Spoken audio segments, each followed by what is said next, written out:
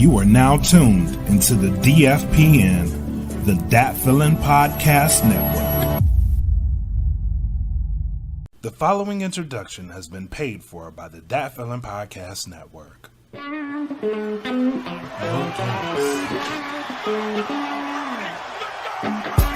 is the No Gimmicks Podcast. This is the No Gimmicks Podcast. Hosted by Bryan Danielson and Blak. This is the No Gimmicks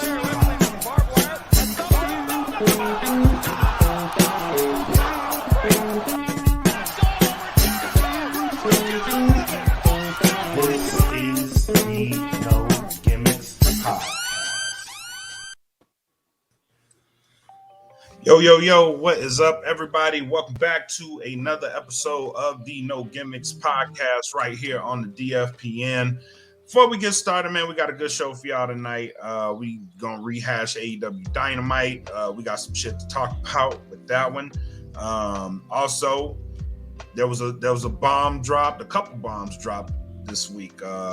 One was a teaser, and another one was a high fashion late clapback. So we're gonna talk about that.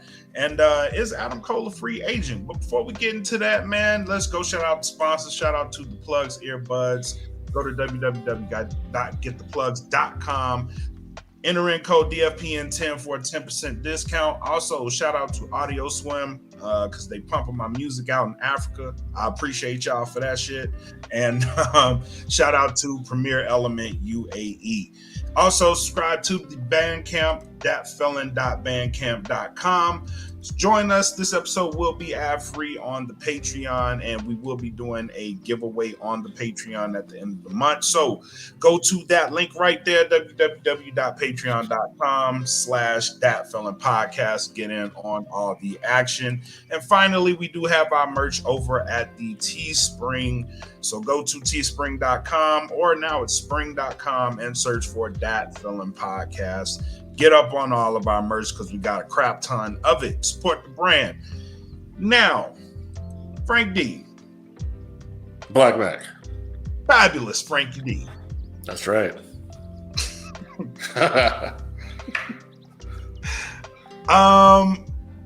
AEW Dynamite was, yes, sir, coming off a Rampage. Was supposed to be a big Dynamite. It was heavily hyped. CM Punk was going to be making his first AEW Dynamite appearance. Right. So they built towards Milwaukee. They got some great momentum coming out of Rampage because of CM Punk. Milwaukee, for those who don't know, is actually where CM Punk trains, or he did train for his MMA career. So, right. Yep. So he has some ties to Milwaukee. Which made that Dynamite kind of sell faster because he was going to be there. So they had a good crowd. The views were high. The ratings came in as their second highest Dynamite ever. Only surpassed by the first episode of Dynamite. So they did really well in the ratings. But there's some hits and there's some misses. So let's talk about it. AEW Hits and Misses. What you got? What did you enjoy? Let's go first. What did you enjoy out of the show? I mean, I enjoyed the hell out of Malachi Black. So did I. I thought that Brock Anderson is not really ready yet for prime time, in my opinion. Mm-hmm. But I understood the story they were telling with the Anderson family. They're trying to basically get Cody to come back, right, and face, Malachi. And Malachi is a dangerous threat. Malachi is going to go through the whole nightmare family, any associations, until he gets his hands on Cody Rhodes. So I like the story they're telling with that. Malachi is a heel that's on a whole nother level in AEW. And that's just, if you look at Malachi Black, who's a serious heel, who kind of has a whole supernatural kind of gothic thing going on. But then you take a look at the AEW World Champion, Kenny Omega. It's like night and day, brother. Yep. Yep. Now I wanna follow that because that was a hell of a promo that he cut prior to that match. It was a hell of a promo. It sounded believable, and he was like, "Listen, here's what's going to happen, and if it doesn't happen this way, bad things are gonna happen." Right. He laid it out. He's like, "I'm gonna give you an out. Like, here's your out. Take it." Right. And he didn't. So when it came time for the match, I was like, he's not gonna take that out. So I'm interested to see where that goes from there because they told a pretty decent story with that, and I would love to see how they follow it up. But this is Dynamite, so yeah, you never know what you're gonna get. I mean, I didn't really care for the 6-man tag, the trios match they had with the Gun Club versus the Factory. I didn't really care. I didn't really care for that. That's something that, no disrespect to Billy Gunn or his sons. It's not really them. You can't really take the Factory seriously. So they need to be on Dark Elevation or something like that. That's how you book them. But other than the Malachi Black stuff, obviously the CM Punk stuff was good, and that's what everybody was watching for. But we also had a pretty good tag team match on there with the Lucha Bros versus the Varsity Blondes. Yep. So that was a damn good match too. So Jamie Hayter versus Red Velvet. Jesus Christ. Let me tell you something. Red Velvet is going to hurt herself bad one of these days because she takes a lot of risk, and it's like, homegirl. She's like Sasha Banks. Yeah, like she is. She's borderline reckless. Yeah. And it only works. It only works if you don't get hurt. But she is really reckless, and it's right. I'm with you. It's not going to end well for her. No, and that moonsault that she was supposed to hit on Hayden when she was on the mat, she didn't get all of it. No, she didn't. I'm like, when I see Red Velvet come on the screen, I'm like, oh Jesus, don't get hurt tonight. You know what I mean? Because she takes a lot of risks, dude. And it's like you need to just slow down and not rush. Right. You know what I mean? So that's just it is what it is. So other than that, I will say that it seems to me they're building to the pay-per-view.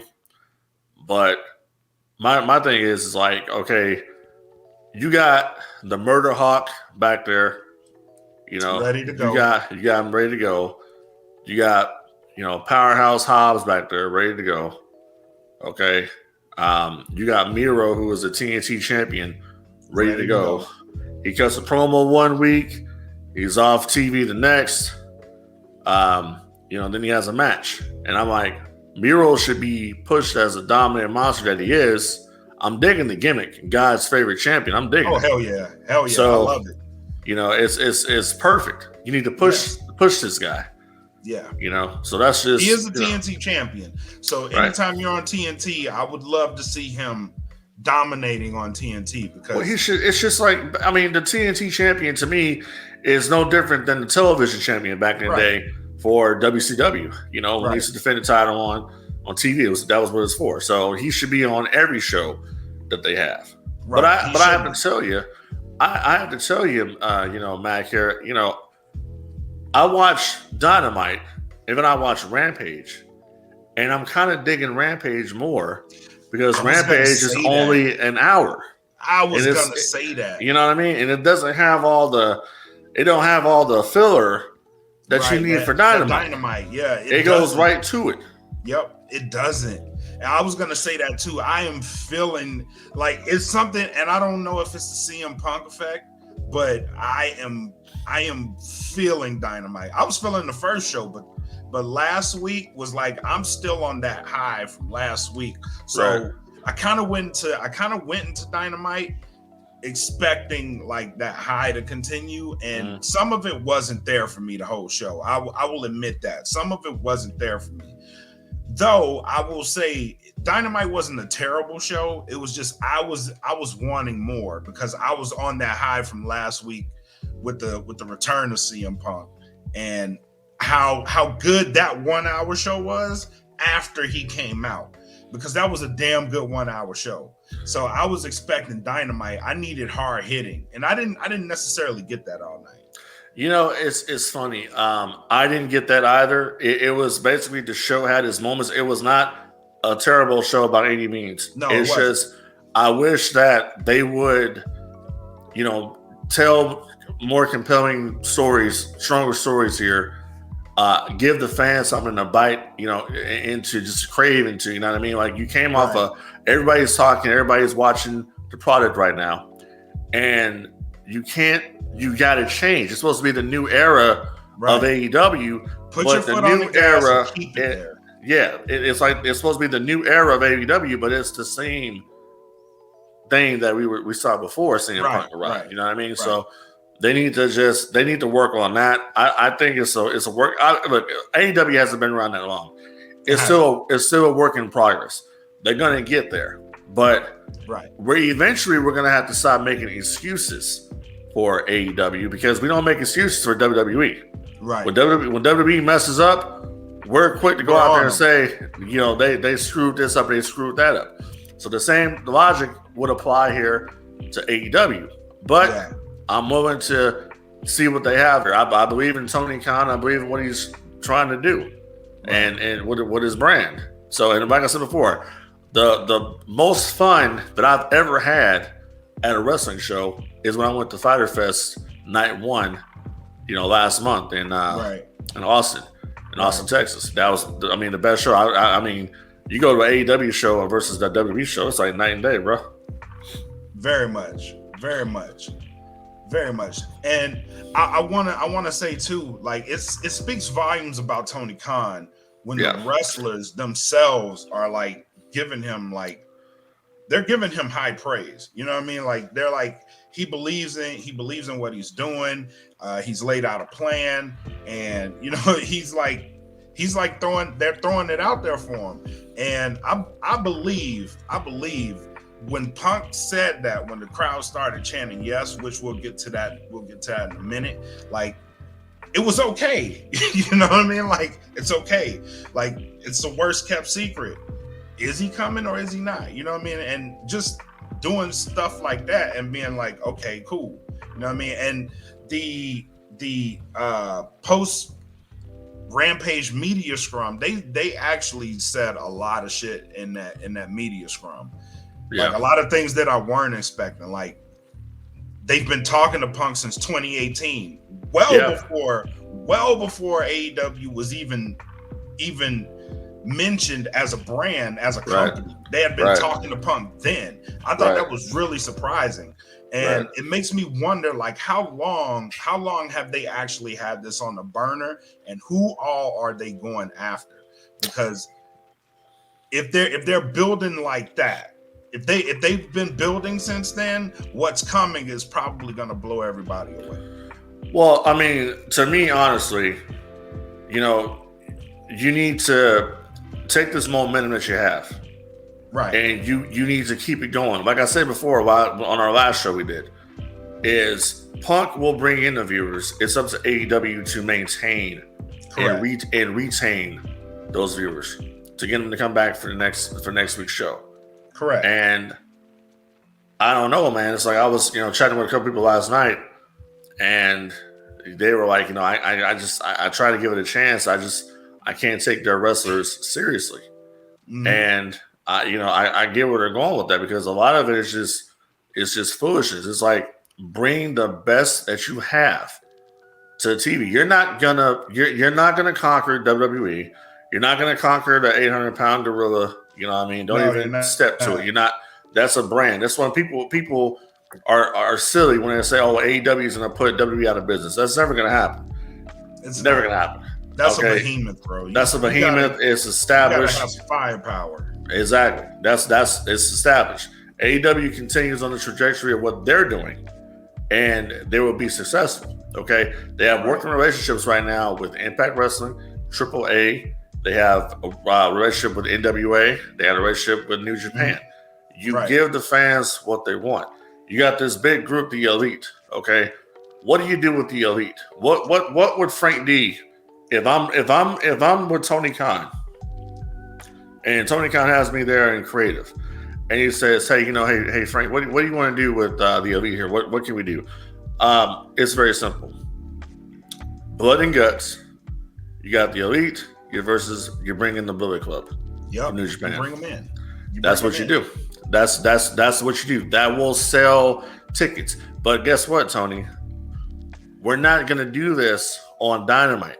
We're not going to do this on Rampage. We're going to do this either on a special or on pay-per-view where we can make money off of it. That's where we're going to do it. Exactly.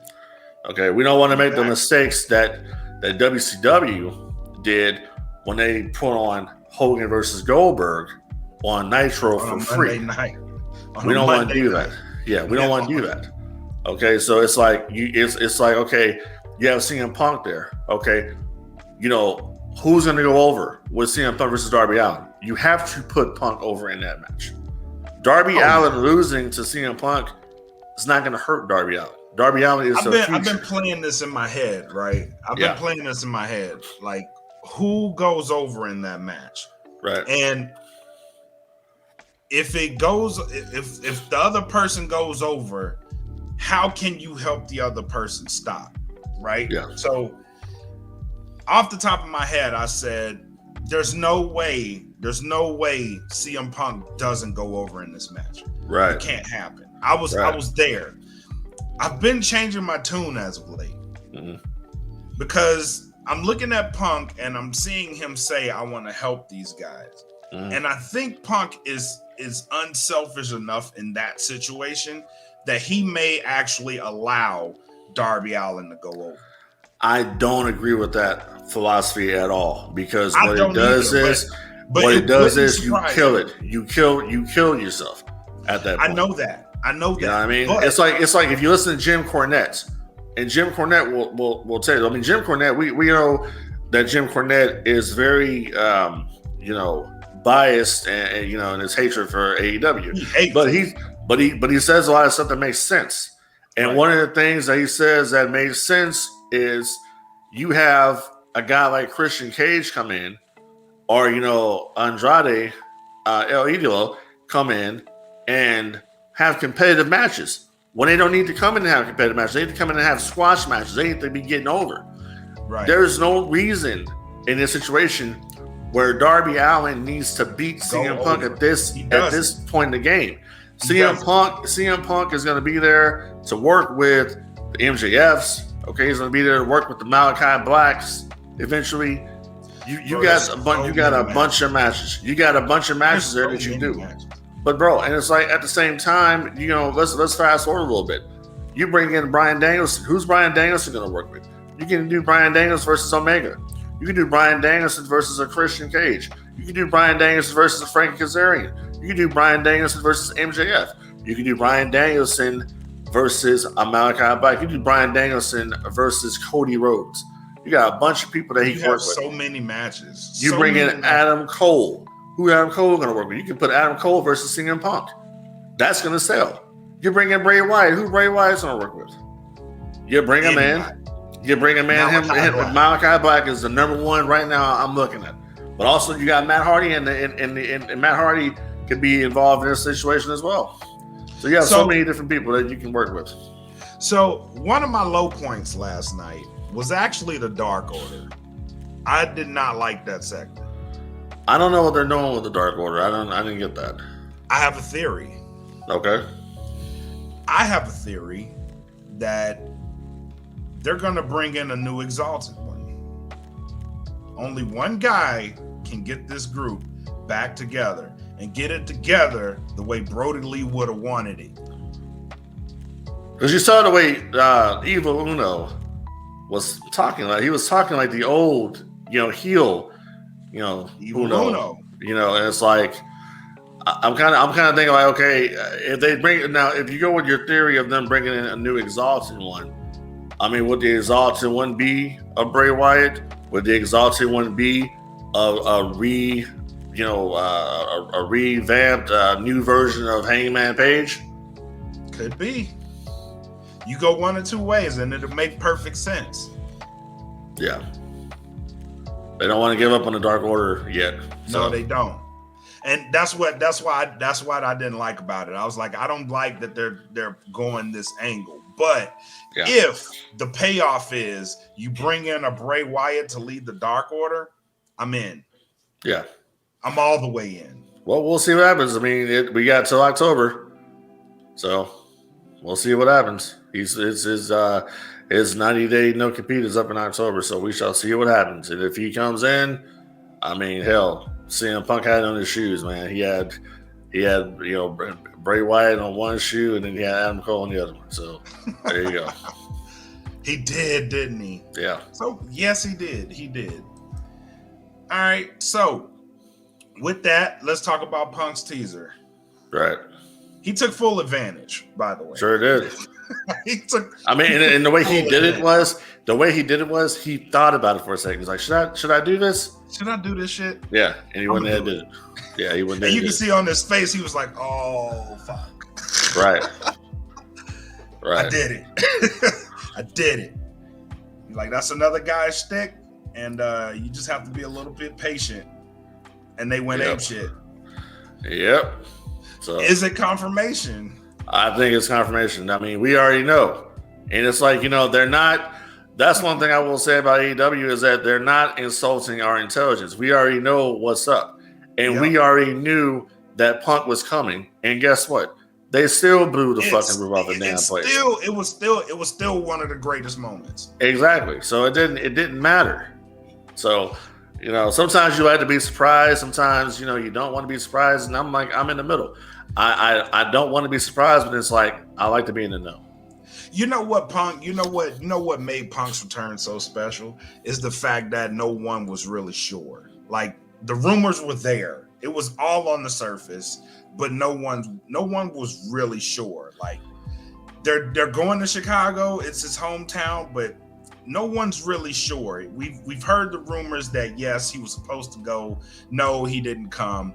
No, he shot down the rumors. He did interviews saying he wasn't going to come to AEW. Shows up in AEW. Great moment. Are we looking at the same thing with Bryan Danielson? Like, it's there. We're primed and we're ready for the debut. If he shows up, it's still going to be a great moment. Hey, listen, it's going to be a hell of a moment. And most likely, it'll happen at the Arthur Ashe Stadium in New York on that episode of Dynamite. Right. Is where most likely he will debut. But who's to say that he'll be the only one debuting that night? Who else you think debut on that night? Hey, listen, shit. I mean, if Adam Cole is a free agent, that's right. That's a big show for AEW. That's a New York market. That's a big show. Why not? Let's not give him one. Let's give him two. Or if he hasn't see, here's the thing though. I am not convinced myself. I'm not convinced that Adam Cole hasn't re-signed with WWE. I think there's a good chance that he probably did. Okay, I'm not convinced he has not. We'll get to that in a moment. But let's just say, well, we'll get to that. We'll get to that when we get to it. Because I have a theory on that too. But here's what I was thinking. So I was listening to Busted Open this morning, and they were talking about the crowd noise effect, right? So when CM Punk debuted, he debuted in the United Center, a closed arena, right? Closed air arena. Crowd noise makes a very big difference in an open air stadium versus a closed air stadium, which Arthur Ashe is an open air stadium. And they suggested, which I'm gonna ask you which one makes more sense to you. So they're gonna have 19,000 fans in Arthur Ashe Stadium, right? The week before that, they're in Newark at the Prudential Center, and that is projected to have 16,000 fans in a closed air stadium. So, would you rather him debut at the Prudential Center where there may be more noise, or keep him at Arthur Ashe? It's a good question. I mean, shit. I mean, if the acoustics are right, you can pull it off at Arthur Ashe. I think Arthur Ashe would be the place to do it. Right. So the what they compared it to the return of Brock Lesnar, right? Mm-hmm. So Brock Lesnar debuted in the Allegiant Stadium, open air stadium. Crowd goes crazy, but the noise level wasn't as loud as you would expect it to be. But the crowd was going apeshit when he came back. So, and they did that for Becky Lynch too. So that's why they're saying, would you hold off the Arthur Ashe and debut him at the Prudential Center? Because there's only like a 3,000 fan difference, and you probably would get more noise out of it. That's 1,000 more fans than they had at the United Center, because they have 15,000 at the United Center for Punk Stadium. And I think they're going to go by. I would do it at Arthur Ashe simply because of the visual of that. The visual of this arena of the stadium. You know what I mean? That'd be a crazy fucking visual. Yeah, I agree. Keep him at Arthur Ashe. That visual, man. If he walks out in that shit, it's gonna be amazing. It's gonna be crazy amazing. Absolutely, and that's why I think that they should stick to their guns. As long as they fix the acoustics, like I said, they shouldn't have any issues. You know, I don't. Yeah. I mean, you were talking there about SummerSlam for a minute. I understood the pyrotechnics wasn't working at SummerSlam, or something was wrong with the pyro. It was just, I just did not dig the show, to be honest with you. You know what? I don't even want to talk about SummerSlam. SummerSlam was fucking awful. Yeah. it was fucking awful. Yeah. And that's putting it very gently. And that was coming, and I kind of figured it, because the night before was such an amazing night. Friday was so great. Saturday was bad enough that I didn't even watch NXT TakeOver because I wasn't interested. Yeah. Well, I mean, and the thing about it too is that, you know, everybody's happy to see Brock Lesnar back, but it's the same people that are complaining when Brock Lesnar was there that he wasn't there enough, and that he only got in the ring and did Suplex City, and that was it. But it's the same. But yeah, exactly. So. That's the thing. They need him. They need him there. They have no Braun Strowmans. Nope. They have no Bray Wyatts. They have nothing. Like they have no. So when you're done with this guy, what then do you do for Roman? You obviously are going to have, at some point, you're going to have to turn Seth Rollins babyface. That's the next logical guy. True. That is true.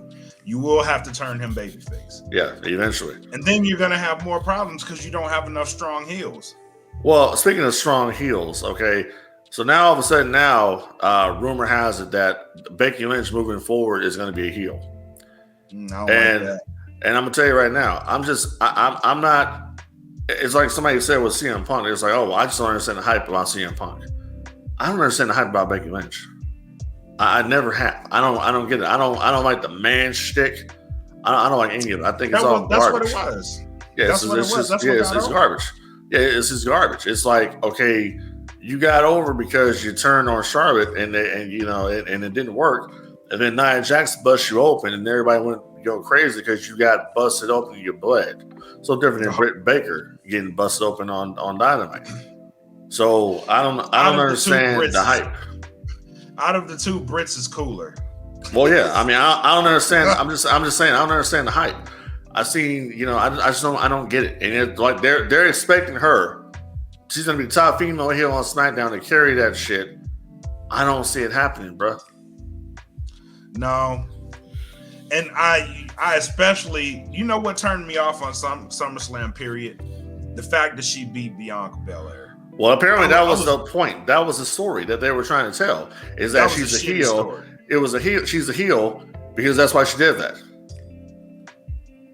I didn't like it at all. Yeah, because like what you did was you took all the building you did on Bianca Belair and you basically made it. Killed it. You killed it. It doesn't mean anything at this point. So how are fans supposed to get behind Bianca Belair and not think that she's a dumbass for what she let happen to her? I mean, you let this happen to you. You're that much of a sucker. Like, oh, you see Becky Lynch come in the ring, and what are you, a mark or something? You're starstruck or something. You let her clock you and then take your championship. Yeah, I didn't get it. I hated it. And the thing that WWE did, I thought was kind of crappy too, is like y'all knew that Sasha wasn't going to be able to perform, and you went right into the event still, promoting that match, even though you knew she wasn't going to be there. You talk about the bait and switch, bro. Bro, I cut it off. I cut SummerSlam off. Yeah. I was so mad at that shit. I cut it off. I was like, I'm not watching no more of this shit. And that garbage Bobby Lashley Goldberg match. Jesus. I cut it off, bro. When that happened, I turned SummerSlam off. I was like, I'm done. Yeah. I'm done. And then here's the thing. Here's the thing that pisses me off about the WWE. You know people are going to be mad at this shit. So you're going to turn Becky Lynch heel because she's had heat. That's just getting old too. Like, do what you will, but goddamn it, keep your stars how you're going to keep them. Don't just turn them because the crowd hate them. Nah, drag their asses back out their face. If they're going to be an anti-hero, let them be an anti-hero. But fuck the turns, bro. But apparently she requested to be a heel. Like Roman. But I'm like Becky. You're not Roman Reigns. You're not. It's not going to work. You don't have the charisma of a Roman Reigns. You don't have it. You're just a female on the roster who, in my opinion, can't cut a promo. Not really. You got a strong accent. You can't cut a promo. It is what it is. I'm not going to sit up there and be. We don't sugarcoat shit on here. There's plenty of different females on the roster that they can be pushing. And they get so mad that they keep going back to Charlotte. But Charlotte is the total package. Yeah, she's it. She's carrying that whole division. She's it. She's a star. Got it. And God forbid Charlotte leaves that company. That women's division is going to be in trouble. Right. And people get so mad about that. Like, and I'm like, Charlotte she's that bitch. Yeah. Very much so. Very much so. But we kind of diverted. Let's get back on CM Punk level.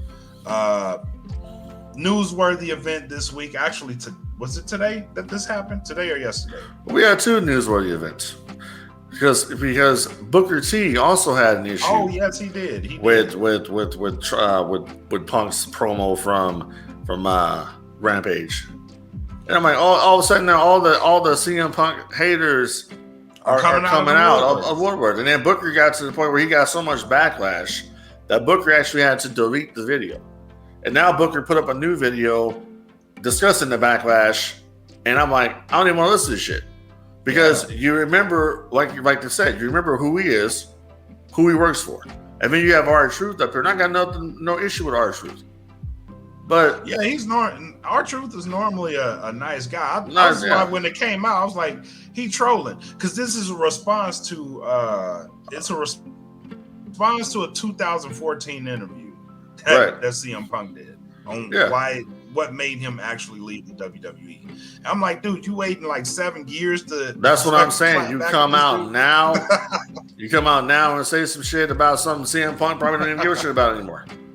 No, you should have said it when it was. You should have said it when it was hot. And it's like, I understand it. It's WWE loyalty. I understand that. It's just probably some people just ain't feeling Punk. Some people don't like the way he left. I don't know how Punk was backstage with certain people. It doesn't matter at this point.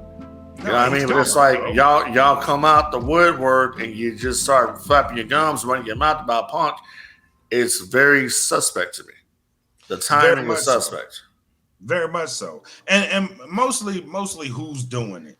Like Booker T, I was like, man, the older this guy gets, man, the more he sounds like a fucking hater, bro. Like he sounds like he just sounds like he's just ready to shit on anything hot at that given moment.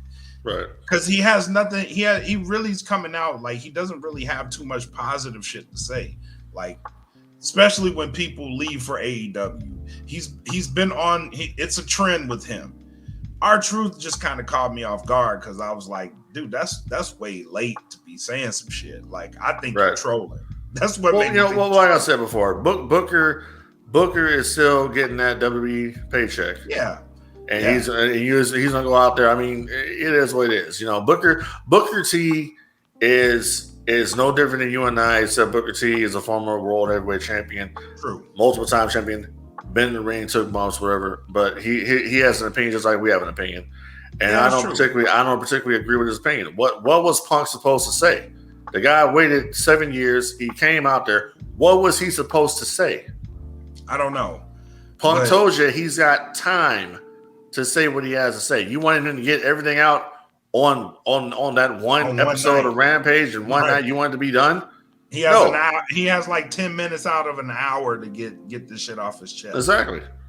So, Jesus, man, like, let the guy. He's gone. He's gone from WWE. And to be completely honest with you, listen, I'm an R-Truth fan.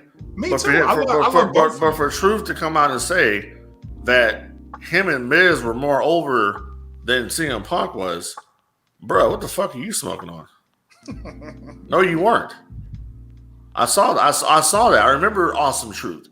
I was watching all that shit. I was watching, the Summer of Punk and then Awesome Truth and all that stuff when it was going down. No way in hell you guys were more over than CM Punk. The little Jimmys. The reason why we went over is because we were more popular. We were more over than you. Bullshit. Nobody. That's like you telling me that the T-shirt I'm wearing here is WCW, but it's the Invasion. It's the WWF version. You gonna tell me that was more popular than the WCW, the real WCW? Bullshit. Let them tell it. Let Booker T tell it. He led the revolution. I guess, man. Let him tell it. He was.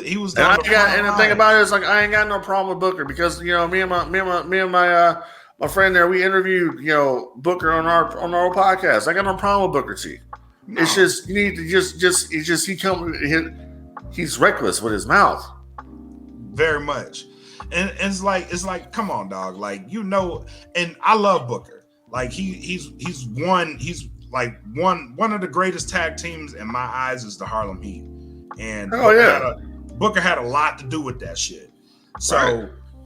Like, I grew up watching Booker, and I love him. I love him to death. But, like, dog, stop shitting on people like that, bro. Like, I get it. You're a Hall of Famer. You're a former 5-time world champion. You have your opinion. But goddamn, dog, like, let the men live, bro. They gone. They ain't got 6 times. I remember 5. But 6. 5-time WCW, 1-time world champion. So 6 times. Yeah. But what I'm saying is like you have your opinion. You have your opinion, we have our opinion. But it means more. It means more coming from a guy like that, like to shit on these people. But he's done the same thing. He shit on. I think he shit on Sasha Banks before him and Bayley. Yeah, he has. And all these different people. And I'm like. But I guess, man. Look, my thing is I hope Booker T is able to continue to keep that WWE paycheck coming. Because if you don't keep it coming, the place you're gonna probably want to end up is gonna be AEW. And if AEW was to come right now and say, hey, we want to hire you for anything, I'm gone. Like fucking exactly like Elroy from next Friday. When I got my check, I was gone. Shit, I was out of there. Exactly. That's it. I'm like, I'm gone, man. All right, call back. So, is Adam Cole a free agent? Yes. I don't know. I'm 50-50 on it. If he re-signs with WWE, it would not surprise me. But I would think, hey, if my fiance is working for AEW, I kind of want to be with her on the road. So, she's doing some big things down there. I go do some big things down there myself. So I kind of want to go there. But hey, WWE is a bigger company. WWE is going to give you the most exposure for now.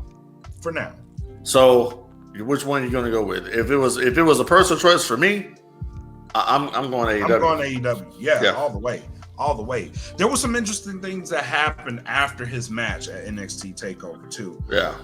Like the tweets that went out, the video that went out from the Young Bucks doing the seance, because supposedly they had killed him off on being the elite, and they did a seance to bring somebody back to life. Could that be Adam Cole? Who knows? But there were also reports that he was supposed to be. He had until tomorrow, Friday. He had until Friday on his WWE contract. They can make him an offer. He can either accept it or reject it. And I haven't heard anything else after that, whether there was an offer made to him, or if he accepted an offer, if he's staying there. Like that whole thing's kind of in the dark right now. So it's going to be very interesting to see where he pops up if he stays with WWE. But if he stays, I wouldn't be surprised. If he goes to AEW, hey, more power to him. I just want to say, let's not let him get lost in the shuffle, because AEW it's honestly, dude, it's kind of time for AEW to start cutting the dead weight from the roster, people that they don't really need and they're not using. I agree. One thing that I think would keep him there, it isn't even wrestling related, really. It's up, down, down, because he's on that show.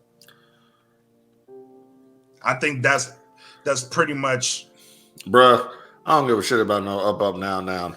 He does. If they were to give me, if they're giving me a substantial amount of money at AEW, I got my own Twitch channel anyway. So that's another thing that might get him out of there, because he's like, he did come out and make a statement that said, he said this channel's not going anywhere. So I mean, that could be a reason he leaves too.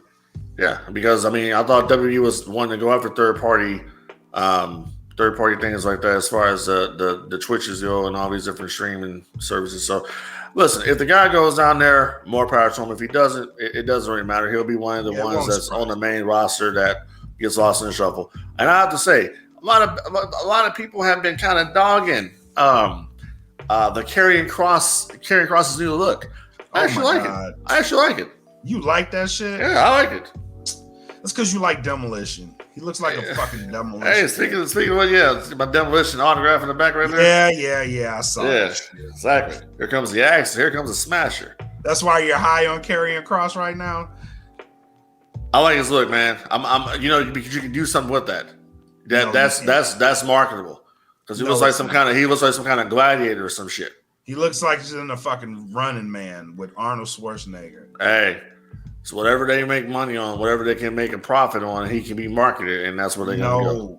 This shit is not marketable. This shit is 1989 reborn, bro. Hey, it's to me, it'll work for him.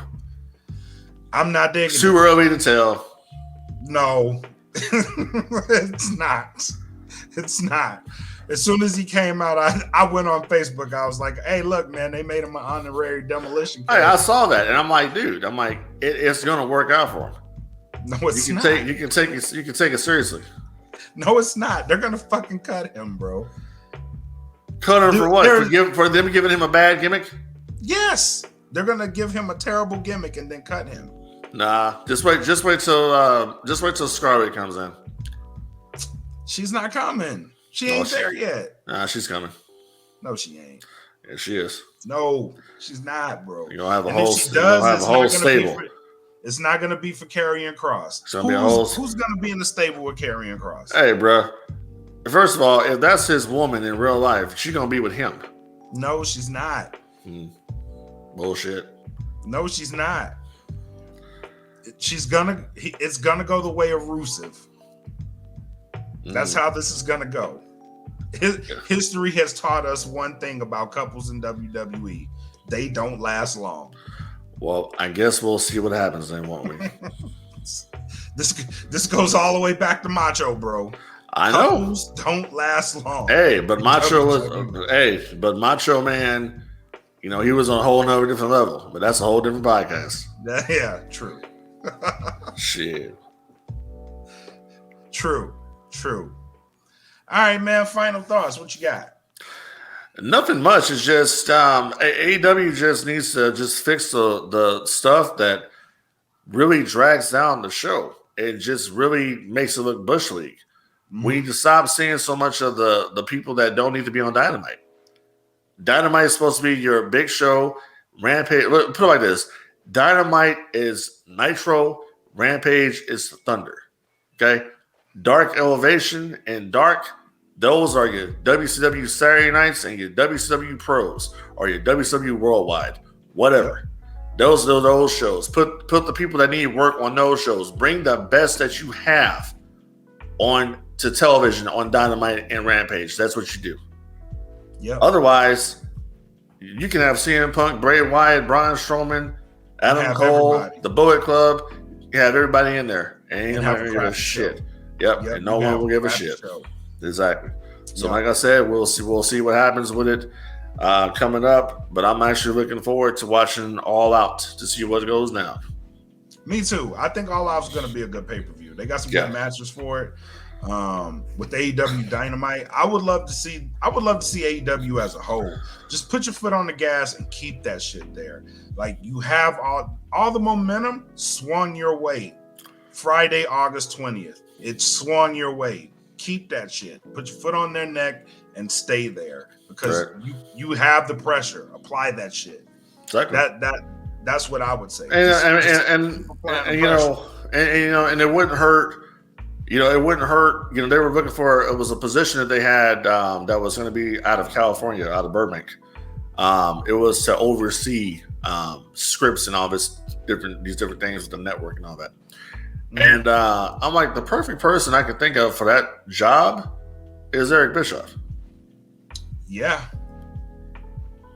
so, I agree. If he's interested in it. If he's interested, yeah. I mean, I think Bischoff, if the money is right, I think Bischoff is just, he does personal appearances or whatever, and I know he's doing his podcast 83 Weeks with Conrad Thompson. So I think Bischoff has a relationship with AEW and Tony Khan, so I would not be surprised eventually if they have Eric Bischoff in the company. I mean, it's a no-brainer to me. Very much so. Yep. Very much so. But yeah, man, that's it, man. That's it for the show. If you got nothing else, I got nothing else. All right. This is Blak Makk. That is Frankie D. That's right. Fabulous Frankie D. Fabulous Frankie D. This is the No Gimmicks podcast. No Gimmicks. We will be here. Until then, y'all have a good weekend. Don't kill nobody. Peace. Exactly. Peace.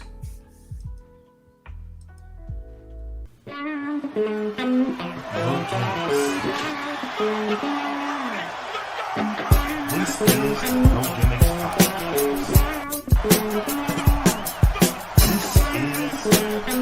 This is No Gimmicks podcast. Hosted by Bryan Danielson and Blak Makk. This is the No Gimmicks podcast.